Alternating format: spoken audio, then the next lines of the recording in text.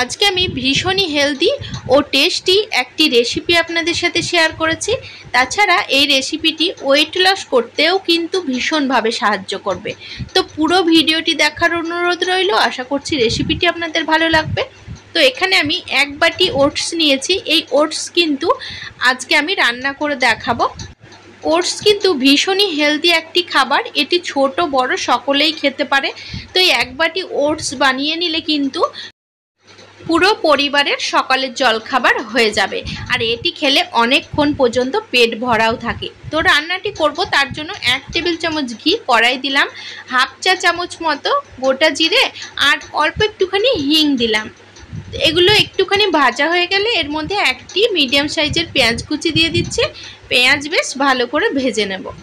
এবার আমি ঝালের জন্য এখানে 2 থেকে 3টে কাঁচা লঙ্কা কুচি দিয়ে দিচ্ছি। আপনারা আপনাদের স্বাদ মতো ঝালের পরিমাণটা বাড়িয়ে কমিয়ে নেবেন। এখানে আমি একটি ছোট সাইজের টমেটো কুচি দিয়ে দিচ্ছি। এখন এই সমস্ত উপকরণ মিডিয়াম টু লো ফ্লেমে একটুখানি নাড়াচাড়া করে নেব। এইখানে আপনারা আপনাদের পছন্দ মতো সবজিও দিতে পারেন, যেমন গাজর, ক্যাপসিকাম, মটরশুঁটি, বিনস। এগুলো দিলে কিন্তু রেসিপিটি আরও হেলদি বা স্বাস্থ্যকর হয়ে যায়। তো এই সমস্ত উপকরণ একটু নাড়াচাড়া করে নিয়ে এর মধ্যে 1 বাটি ওটস ঢেলে দিচ্ছি। তো ওটস দেওয়ার পর আবারও সমস্ত উপকরণ 2 মিনিট মতো নাড়াচাড়া করে নেব। এটি কিন্তু ঝটপট তৈরি হয়ে যায়, জাস্ট 2 মিনিট বা 3 মিনিটের মধ্যেই কিন্তু ওটস তৈরি হয়ে যায়। এটি করতে একদমই সময় লাগে না। এর মধ্যে আমি স্বাদ মতো লবণ দিয়ে দিচ্ছি, আর কালারের জন্য অল্প একটুখানি হলুদ দিয়ে দিলাম, আর হাফ চা চামচ মতো জিরে গুঁড়ো দিয়ে দিচ্ছি, আর হাফ চা চামচ মতো কাশ্মীরি লঙ্কার গুঁড়ো দিয়ে দিচ্ছি। এবার এগুলো নাড়াচাড়া করে এর মধ্যে আমি পরিমাণ মতো জল দিয়ে দেব। তো এখানে কিন্তু আমি গুঁড়ো মশলা দিয়েছি। আপনারা যদি ভাবেন গুঁড়ো মশলাগুলো দেবেন না, সেক্ষেত্রে গুঁড়ো মশলাগুলো স্কিপ করতে পারেন। তো এখানে 2 মিনিট নাড়াচাড়া করে নিয়ে এর মধ্যে আমি জল দিয়ে দেব। তো যে বাটি মেপে ওটস নিয়েছিলাম সেই বাটিরই 3 বাটি জল দিয়ে দেব, কারণ ওটস একটু ফুটে উঠলেই রান্না হয়ে যায় আর ভীষণই ঘন হয়ে যায়, আর পরিমাণেও অনেকটা হয়ে যায়।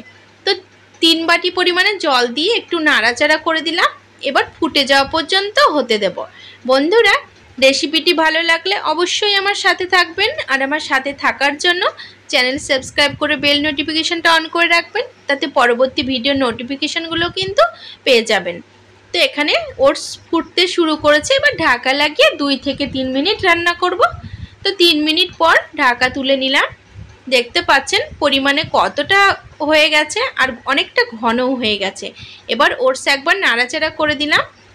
বন্ধুরা, রেসিপিটি কেমন লাগলো সেটি কমেন্ট বক্সে অবশ্যই জানাবেন, আর ভালো লাগলে অবশ্যই একটি লাইক করে দেওয়ার অনুরোধ করছি। তো নামানোর আগে আমি 1 টেবিল চামচ ঘি আরও দিয়ে দিচ্ছি। আপনারা চাইলে ওপর থেকে ধনেপাতা কুচিও ছড়িয়ে দিতে পারেন। এতে করে ওটসের স্বাদ ও টেস্ট ভীষণই ভালো হবে। তো ঘি দিয়ে নাড়াচাড়া করে এবার আমি এটিকে নামিয়ে নেব। তো এইভাবে কিন্তু ওটস বানিয়ে খান, দেখবেন ভীষণই সুন্দর লাগে খেতে। কারণ ওটস এমনি রান্না করলে অতটা হয়তো সুস্বাদু লাগে না, বা ছোট যারা আছে তারা খেতে চায় না। তো ওটসকে একটু সুস্বাদু বানানোর জন্য কিন্তু এইভাবে রান্না করে নিন, দেখবেন ছোট বড় যারা বাড়িতে আছে সকলে কিন্তু ভীষণ খুশি হবে আর খুব মজা করে খাবে। এটি কিন্তু আমাদের ওজন কম করতেও ভীষণভাবে হেল্প করে।